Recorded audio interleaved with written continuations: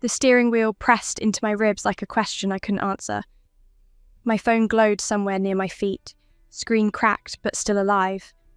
I could taste copper. The dashboard lights flickered, casting shadows that moved like ghosts across the windshield. Outside, rain hammered the roof in a rhythm that sounded almost peaceful.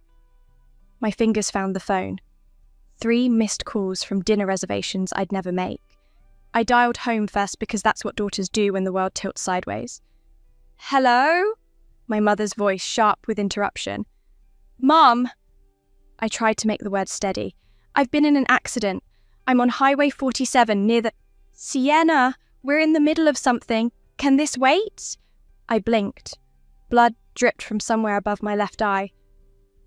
"I don't think so. The car is... Your sister just got engaged." Her voice rose with a happiness that had no room for me. "We're celebrating. Call a tow truck or something. You're always so dramatic about these things." The line went dead. I stared at the phone. My hand was shaking. That was interesting. I hadn't noticed it shaking before. I called Ryan next to Mikshet, my fiancé. The man who'd promised me forever 3 months ago with a ring that caught light like a tiny captured star. He answered on the 5th ring. "Yeah?" "Ryan, I need you." My voice cracked. "I crashed. I'm hurt. Please." "Jesus, Sienna. Tonight? Really?" Background noise flooded through. Laughter, music, glasses clinking. "I'm at your sister's engagement party. You know, the one you decided to skip because of work. Very mature." "I didn't skip it. I was coming. I just... Figure it out. You're the one who always needs to prove how independent you are." His words slurred slightly. "Call AAA. That's what we pay them for." He hung up. I sat in the wreckage and understood something new about loneliness. It wasn't the absence of people. It was calling for help and hearing them choose to ignore you. It was bleeding and being told you were being dramatic. It was dying and being an inconvenience. I tried my father next. Desperation made my fingers clumsy. "Dad, please, I'm hurt. The car..." "Sienna, your timing is impeccable as always." His voice carried that tone I knew too well, the one reserved for my interruptions, my needs, my existence when it conflicted with Victoria's spotlight. "We're toasting your sister. Can you not make this about you for once?" "I'm not making it about me. I'm bleeding." "Then call 911. That's what they're for. We'll talk later." Click. I held the phone against my chest. 3 calls, 3 rejections, a perfect trifecta of abandonment. The cold crept in slowly, starting at my fingertips and moving inward. I thought about calling 911 like they'd suggested. Thought about saving myself since no one else would. But my fingers felt far away, like they belonged to someone else. My vision blurred at the edges, soft and grey like an old photograph. I counted my breaths. 20, 15, 10. Somewhere around 7, I stopped counting. Somewhere around 3, I stopped caring. The last thing I heard was the rain. The last thing I felt was nothing. The last thing I thought was that I'd spent my entire life trying to earn love from people who'd decided long ago I wasn't worth the effort. I woke to sunlight streaming through lace curtains I'd thrown away 2 years ago. My body moved before my mind caught up, sitting upright, hands checking for damage that wasn't there. No blood, no pain, no crumpled metal or shattered glass. Just my childhood bedroom with its pale yellow walls and the water stain on the ceiling shaped like a rabbit. I was 18 again. The realization hit like cold water. I stood on legs that remembered dying, walked to the mirror on feet that had gone cold and numb, and found my younger face staring back. Softer features, fewer lines around my eyes. The scar on my chin from falling off my bike, not yet faded to silver. 28 years old yesterday. 18 today. I should have been terrified. I should have questioned my sanity, screamed, cried, demanded answers from a universe that had apparently broken its own rules. Instead, I felt something settle in my chest like a stone dropping into still water. Clarity. The kind that comes from dying and learning that the people you'd built your life around wouldn't cross the street to save you. I knew exactly where I was in time. 6 months before college. 1 year before I'd meet Ryan at Victoria's birthday party. 10 years before I'd spend every holiday playing supporting actress to Victoria's main character. A decade before I'd learned that love was conditional and family was a lottery I'd lost at birth. My phone buzzed. Old model, no cracks, full battery. The date confirmed everything. "Sienna, breakfast!" My mother's voice carried up the stairs, familiar and foreign at once. I went down slowly, testing each step like new ice. My heart beat steady in my chest. I was alive. I was 18. I was being given something most people never got. A second chance with full knowledge of how badly the first one had gone. The kitchen smelled like coffee and toast. My father sat reading the newspaper. Actually reading it, not scrolling through his phone. My mother stood at the stove, humming something tuneless. Victoria sat at the table, 17 and perfect, her hair catching morning light like spun gold. They looked up when I entered. 3 faces I'd loved desperately in my first life. 3 people who'd let me bleed out alone. "There she is," Dad said, smiling like I was a pleasant surprise instead of his daughter. "Ready for the college prep meeting?" In my first life, I'd been excited. I'd printed my transcript, highlighted my achievements, rehearsed my questions. I'd wanted so badly to make them proud, to finally be the daughter worth their attention. "I'm not going," I said. The room froze. Coffee cups paused mid-air. My mother's humming stopped like someone had cut a wire. "What?" My mother turned, spatula in hand, confusion creasing her face. "I'll handle college applications myself." I poured coffee, kept my hands steady even though they remembered shaking in a dying car. "I've researched everything I need to know." "Sienna, we set this up weeks ago." My father's voice held that edge I knew so well. The warning that I was being unreasonable, difficult, ungrateful. "Your mother took time off work. Then use that time with Victoria. I'm sure she needs help too." Victoria's eyes widened. She looked genuinely surprised. In my first life, I would have melted under their stares. I would have apologized and accommodated and folded myself into whatever shape made them comfortable. I would have gone to the meeting and let them talk over me, redirect every conversation back to Victoria's needs, use my college planning as an excuse to discuss my sister's superior future. Now, I sat down and ate my toast. The silence pressed against my skin, but I didn't bend under it. "You're being incredibly selfish," my mother said finally. "Maybe." I met her eyes without flinching. "But I'm also being honest." "What's gotten into you?" My father folded his newspaper with sharp, angry movements. "Clarity," I said simply. I left for school before they could argue further. Walked out the door with my backpack and my second chance life, and the quiet knowledge that I would never again bend myself into smaller shapes to fit their limited vision of who I should be. The next 6 months unfolded like a play I'd already seen. I knew every scene, every line, every moment where I'd once bent myself into smaller shapes to fit their needs. When Victoria needed help with her art portfolio the day before my calculus final, I said no. She stared at me like I'd slapped her. "But you always help me," she said.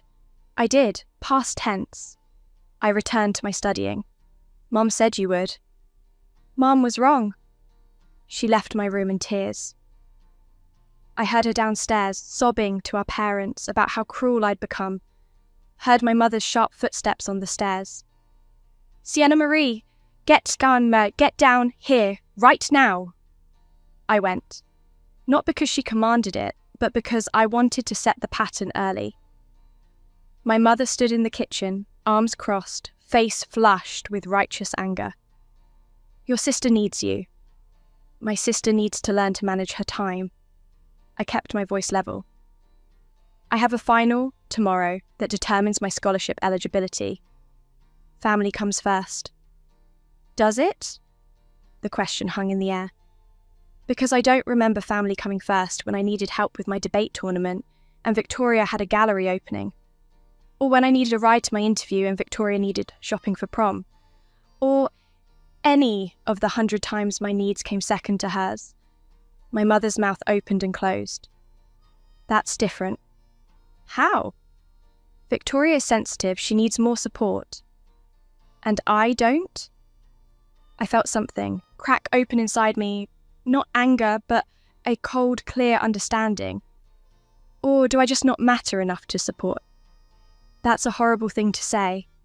It's an honest thing to say. I looked at her, really looked. Saw the woman who'd created 2 daughters and chosen to love only one of them enough. I'm done pretending I don't notice the difference. I went back upstairs. Behind me, my mother stood in the kitchen, speechless, for perhaps the first time in my memory. Victoria failed to finish her portfolio on time. Got an extension, learned nothing. That was her pattern. Someone always caught her when she fell. Usually me. Not anymore. When my mother asked me to skip the scholarship interview to drive her to Victoria's gallery opening, I said no and meant it. This is important, she insisted. So is my interview. Victoria's opening is a once-in-a-lifetime event. So is my scholarship. I looked up from packing my portfolio. And unlike Victoria's opening, no one else can attend my interview for me. You're being spiteful. I'm being realistic. I zipped my bag closed. Victoria has you, Dad, and 3 friends going to her opening.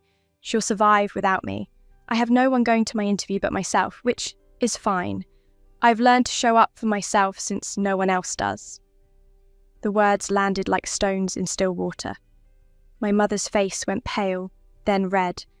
After everything we've done for you, like what? I kept my voice gentle but firm. Name one thing you've done for me in the past year that wasn't either obligatory or designed to make you look like good parents. She couldn't. I watched her try, saw the wheels turning, searching for examples that didn't exist. I don't have time for this. I picked up my bag. I have an interview that will determine my future. Enjoy the gallery opening. I got the scholarship. Full ride to a prestigious university 3 states away. When I told them at dinner, my father nodded absently and my mother said, "That's nice, dear. Victoria, tell us more about the commission you received." I excused myself and ate in my room. Started looking at dorm options that very night. Counted down the days until I could leave. When my father suggested I take a gap year, so Victoria wouldn't feel bad about my acceptance to a better school, I laughed. Actually, laughed. The sound surprised both of us. We were in his study. He'd called me in for a serious conversation. I'd known this was coming, remembered this exact conversation from my first life. Back then, I'd cried and argued and eventually compromised by choosing a lesser school that didn't make Victoria look bad by comparison. "That's cruel," he said, face darkening at my laughter. "That's self-preservation," I replied. "You're asking me to sabotage my future so Victoria feels better about hers. How is that not cruel?" "It's family. We make sacrifices." "You're not asking Victoria to sacrifice anything. You're asking me to sacrifice everything." I stood. "And my answer is no." "Sienna, sit down. We're not finished." "Yes, we are." I walked to the door, paused. "I'm going to the university that accepted me. I'm taking the scholarship I earned. And I'm doing it without guilt. Because I've realised something important." "What's that?" "I don't need your permission to succeed. I never did. I just thought I needed your approval." I opened the door. Turns out I was wrong. I stopped waiting for their approval, stopped performing my love like an audition, stopped pretending their indifference didn't hollow me out from the inside. I applied to schools across the country, I worked 3 part-time jobs and saved every dollar, building an escape fund they knew nothing about. I stopped coming to family dinners where Victoria's achievements were celebrated and mine were footnotes. I stopped existing in the spaces between their attention. At first, they barely noticed. I was the quiet one, the independent one, the one who didn't need as much. My absence fit their narrative. Then they noticed, but didn't care. I had my mother on the phone with her sister. Sienna's going through a phase. You know how teenagers are. So dramatic. I was earning straight A's, working 30 hours a week and applying to scholarships. But sure, dramatic. Then they cared, but only because my absence made them look bad. People are asking about you, my mother said one evening, cornering me in the kitchen. Mrs. Patterson mentioned she hasn't seen you at church in months. The Hendersons asked why you weren't at Victoria's exhibition. You're embarrassing us. I'm studying. I didn't look up from my textbook. You're being vindictive. I looked at her then, really looked, saw the woman who'd hung Victoria's artwork throughout the house, but kept my debate trophies in a box in the garage. Saw the mother who'd remembered every detail of Victoria's life, but forgot my birthday 3 years running. Saw the parent who'd ignored my call for help, while I bled out alone in a car that existed in another timeline, another life, a death they'd never know they'd caused. I'm being honest, I said. If that embarrasses you, maybe examine why. She had no answer for that, just stood there, mouth opening and closing like a fish drowning in air. You've changed, she said finally. Yes, I agreed. I've stopped pretending that you love me the same way you love Victoria. That's not change. That's acknowledgement. That's a terrible thing to say. Truth often is. I returned to my textbook. Now, if you'll excuse me, I have an exam tomorrow. Unlike Victoria, I don't have the luxury of extensions or second chances. Except I did have a second chance, just not the kind they could give me. I graduated valedictorian. They came to the ceremony late because Victoria's car wouldn't start and they'd spent 30 minutes fussing over her. They left early for Victoria's art exhibition downtown. Between arrival and departure, they spent 7 minutes at my graduation. I timed it. My English teacher, Mrs. Rodriguez, noticed. She'd always noticed.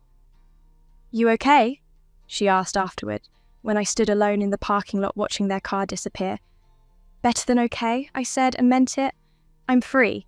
She hugged me, told me I was going to do amazing things, gave me her email and made me promise to stay in touch. I kept that promise. She became more family than my actual family ever was. College was different. No one knew me as Victoria's less interesting sister or the daughter who tried too hard. I was just Sienna.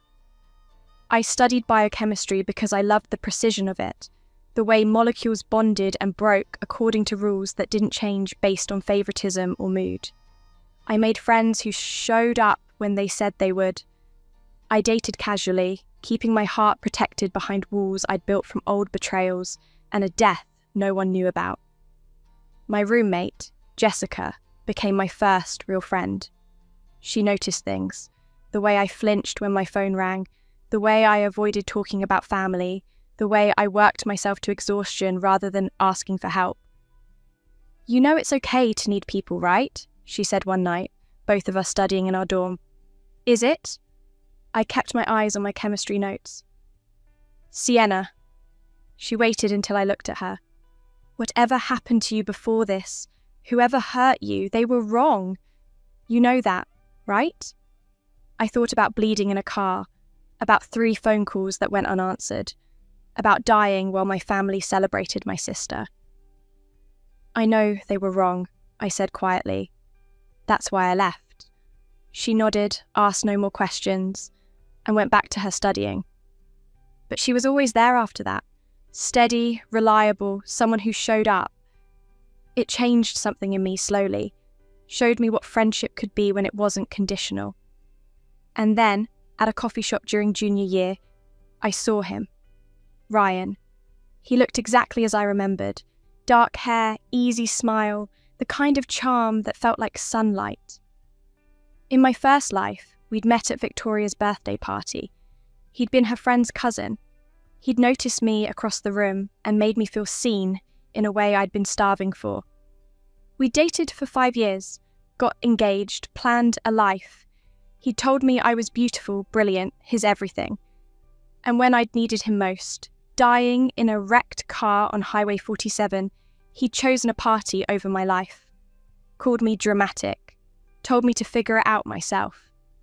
He walked past me now, coffee in hand, laughing at something on his phone. He didn't see me, didn't recognise the future he'd never have. I watched him leave, let him walk away, let that entire timeline dissolve like smoke. That single choice felt more powerful than any I'd made in my first life.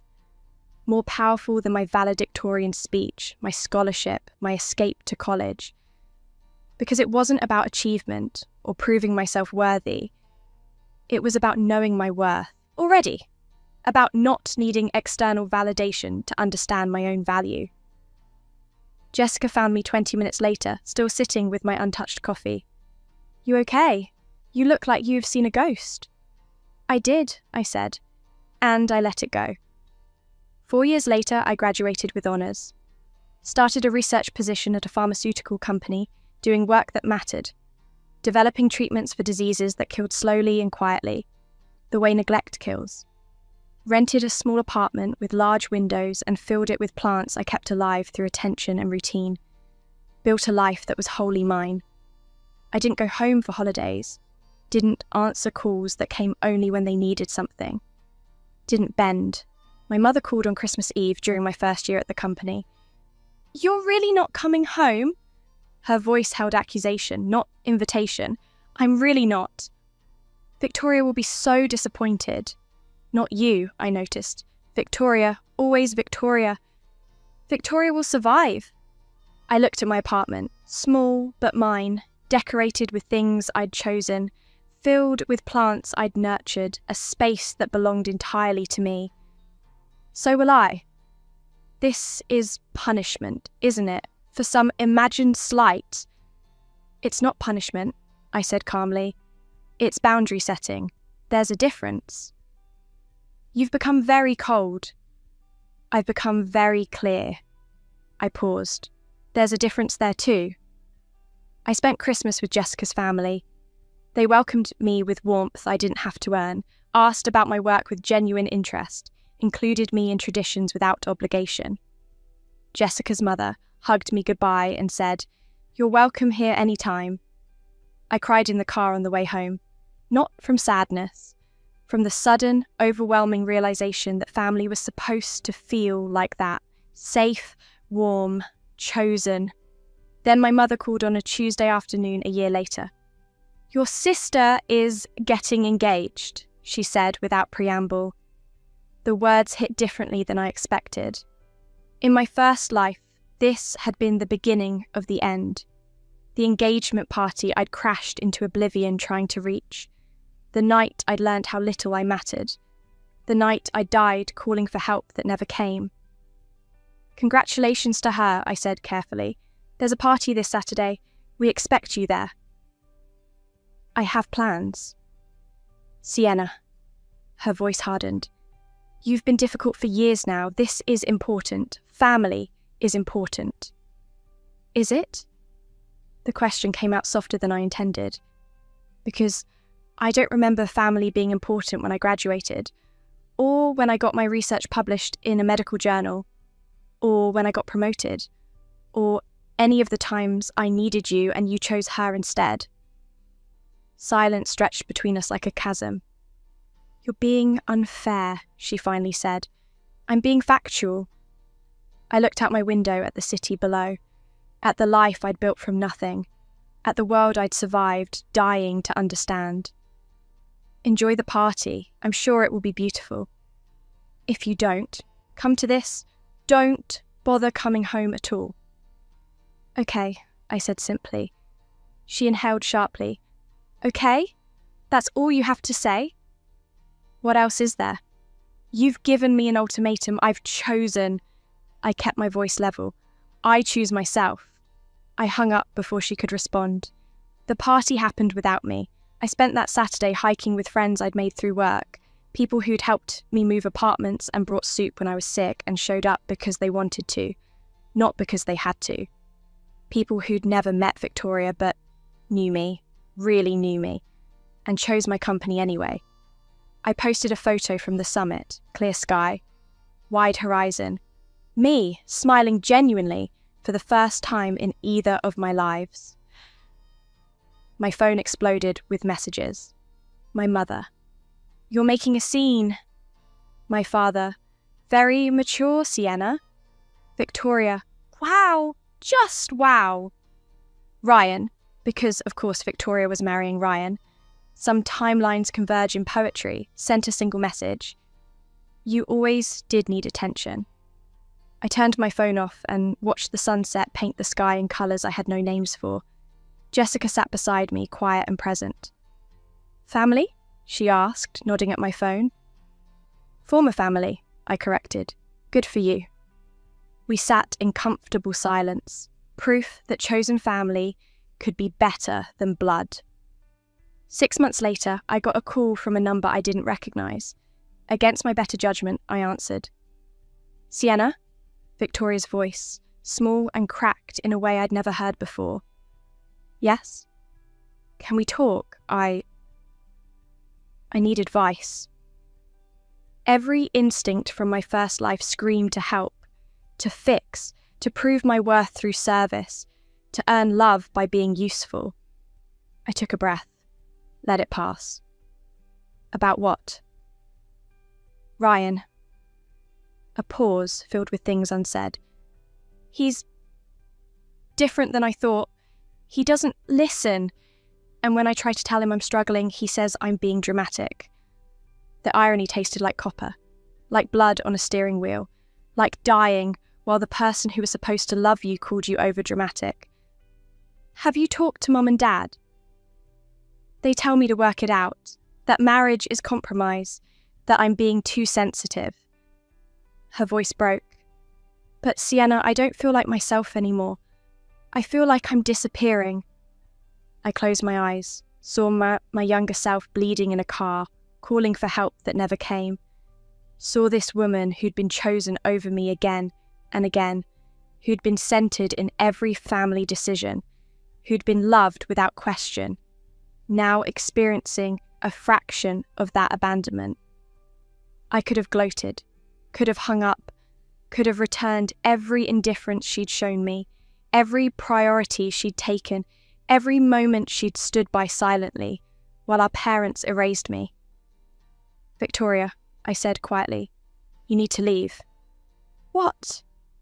"If you feel like you're disappearing, you probably are, and no one can save you but yourself." I paused, remembering the cold seeping into my fingers, the phone calls that went unanswered, the loneliness of dying, surrounded by people who should have cared. I learnt that the hard way. But everyone says marriage is work, that I need to try harder, that I'm being dramatic, I finished. "Let me guess. Ryan says you're overreacting, making mountains out of molehills, being too sensitive."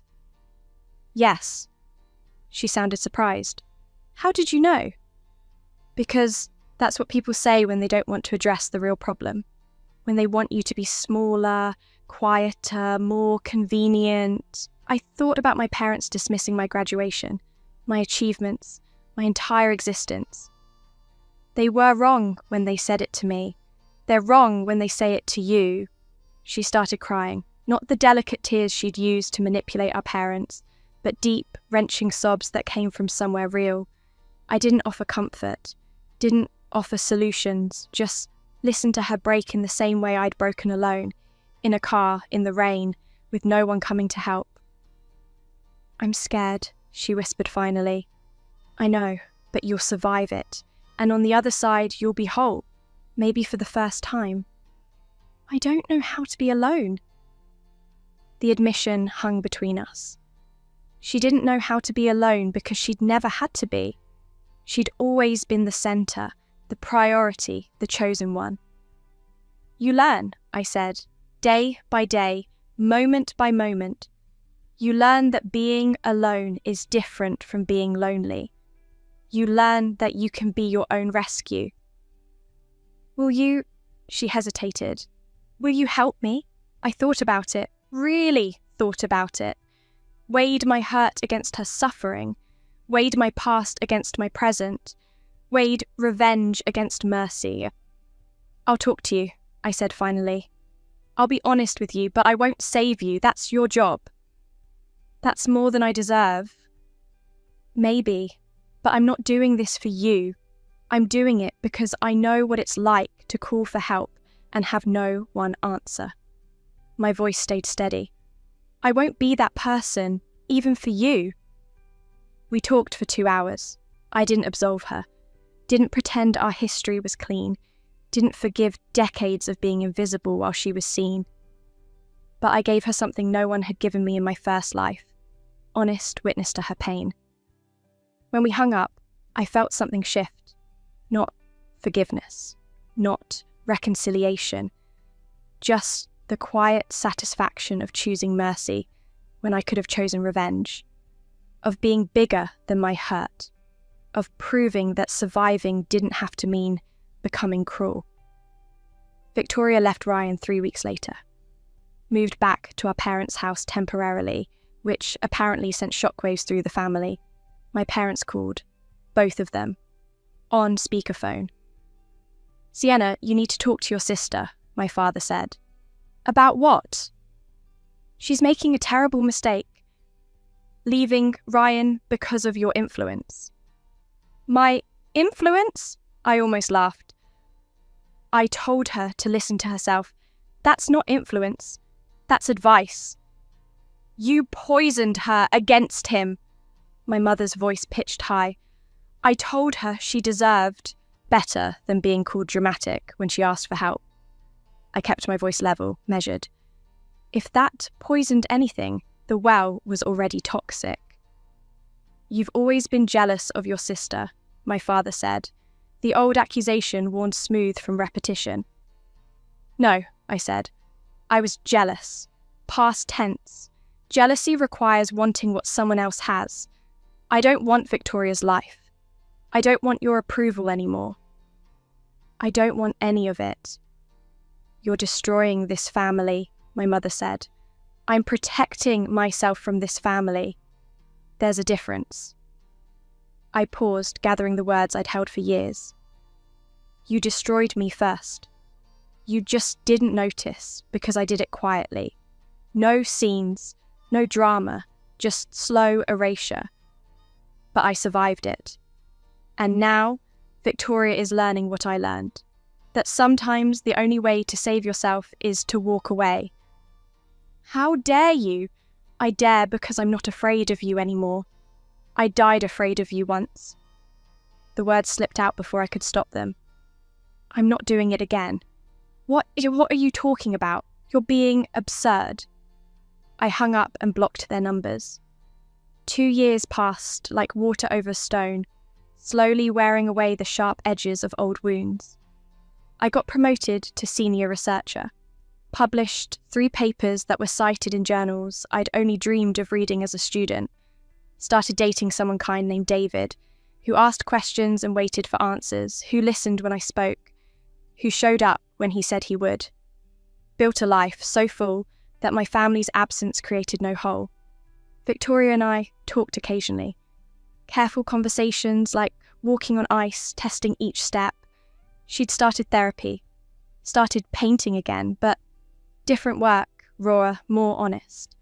Started building a life that was hers, not a reflection of what our parents wanted. I'm sorry, she said during one call, for all of it.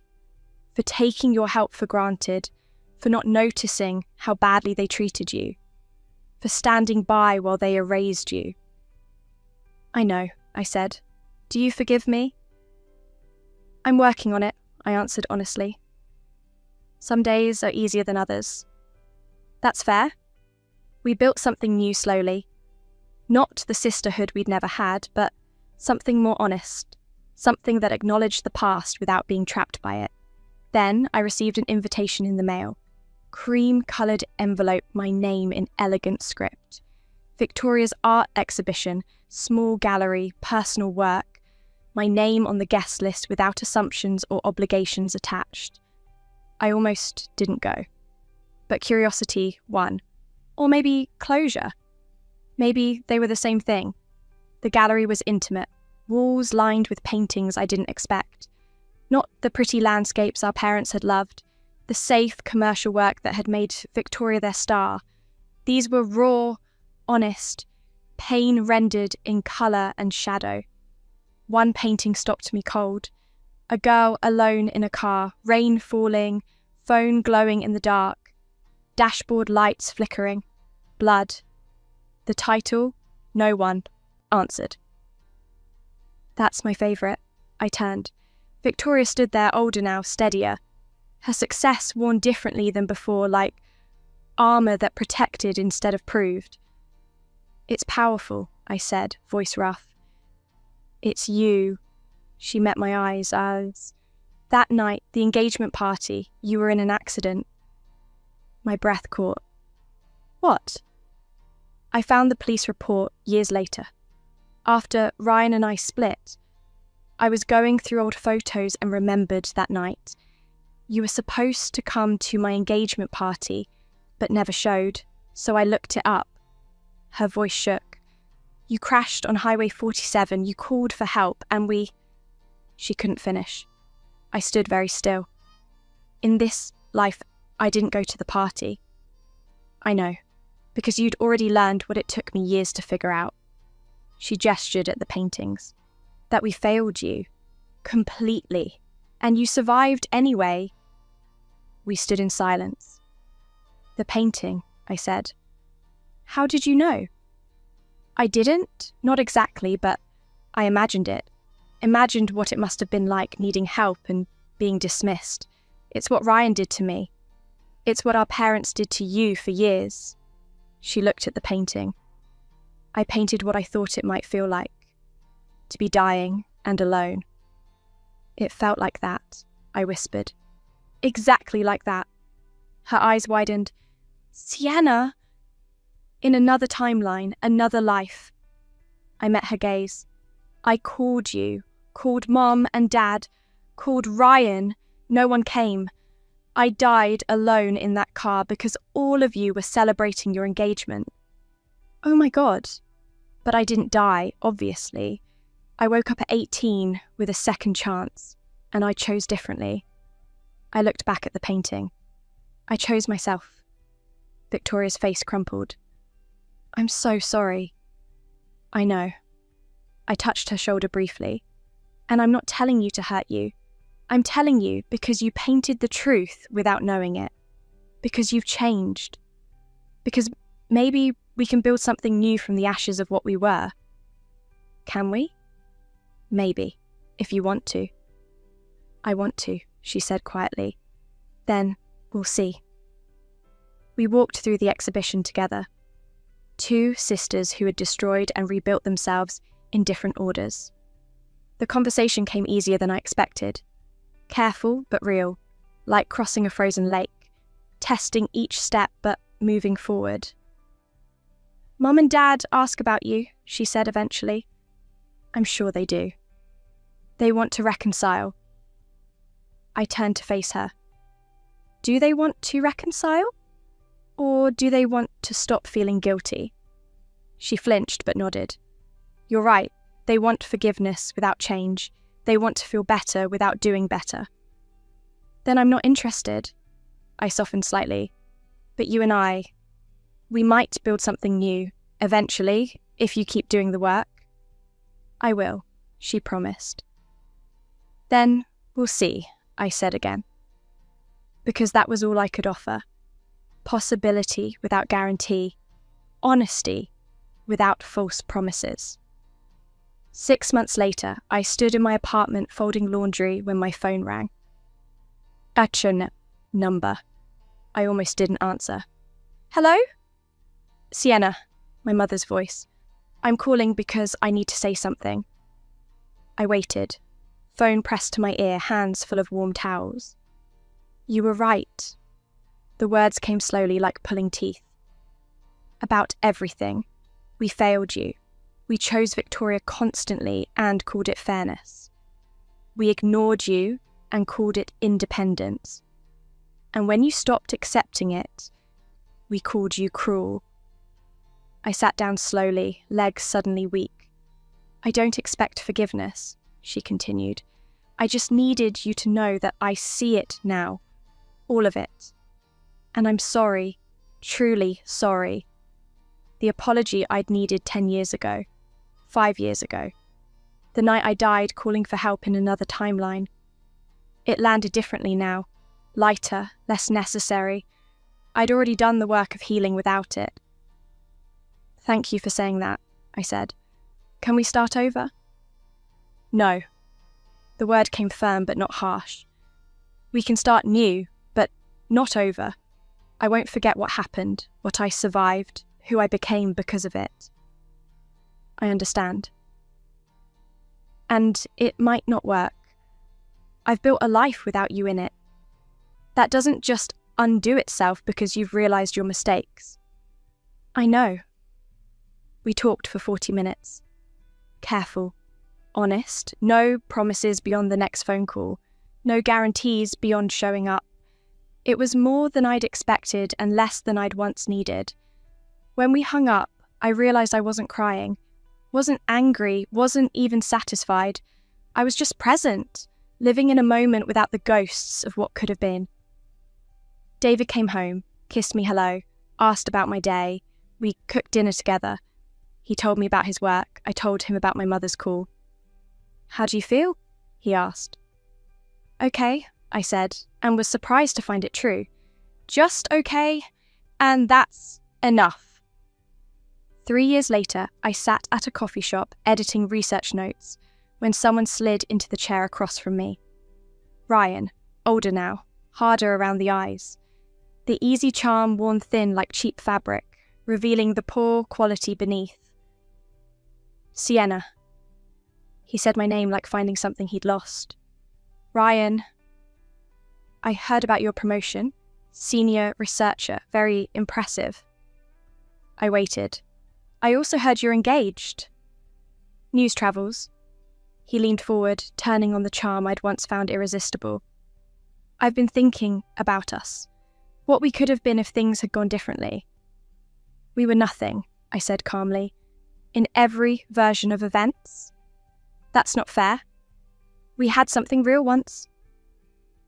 We had something I convinced myself was real because I was starving for attention. I closed my laptop, gave him my full attention. There's a difference. You're still angry about the engagement party, about Victoria and me. I laughed, genuine and light. No, I'm grateful for it, all of it.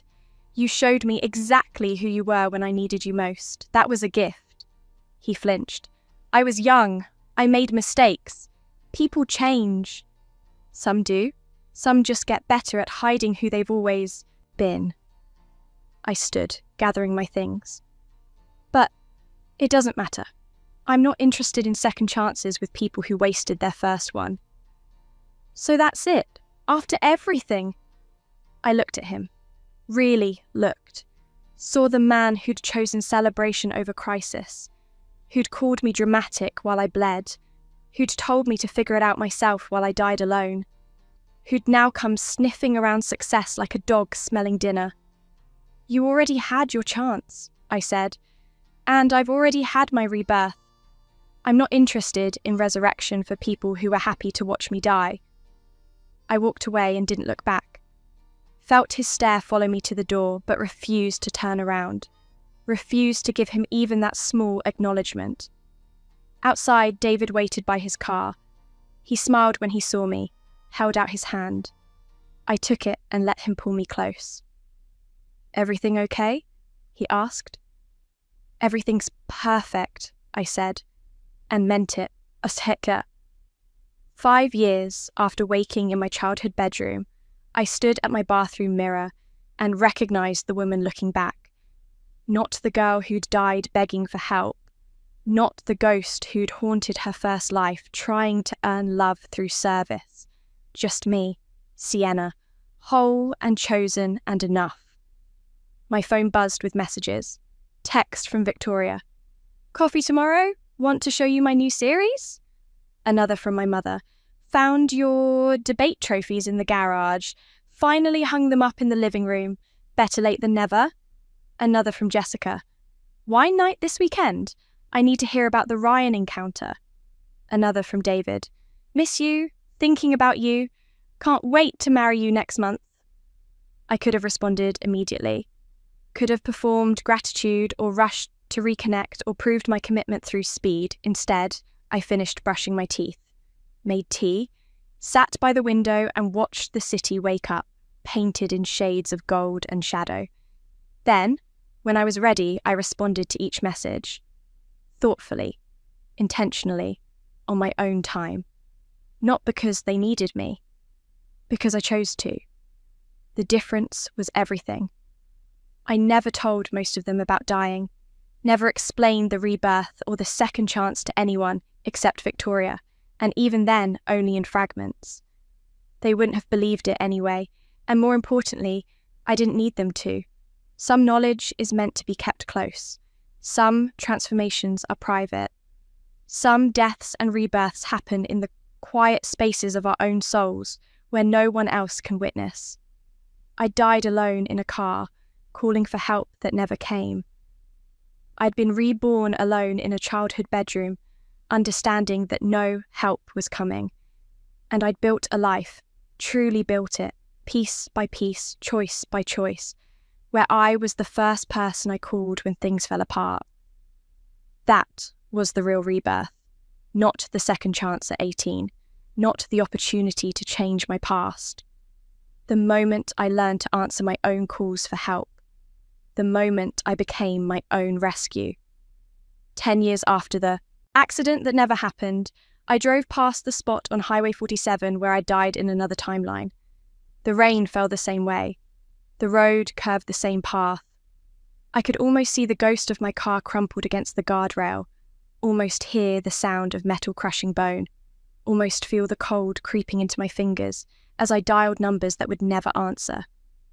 But I drove past without stopping, without remembering for too long, without needing to mark the grave of a girl who'd learnt to die so I could learn to live. My phone rang. David's name lit up the screen. I glanced at it, smiled, and answered on Bluetooth. Hey, I said. Hey, yourself. Where are you? Highway 47, about 20 minutes from home. Drive safe. I love you. I love you too. I hung up and kept driving.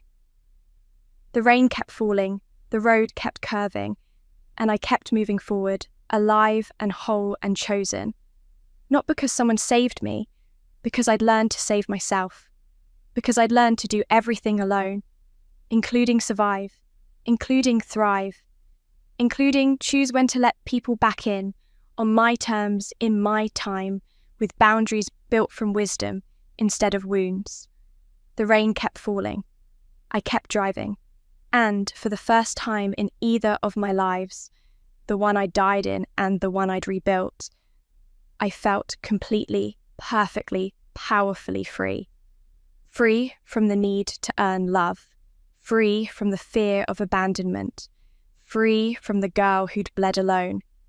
Free to be the woman who'd learned that the only rescue that matters is the one you give yourself.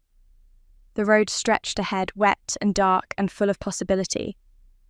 I drove into it without fear. After all, I'd already died once. Everything else was just living,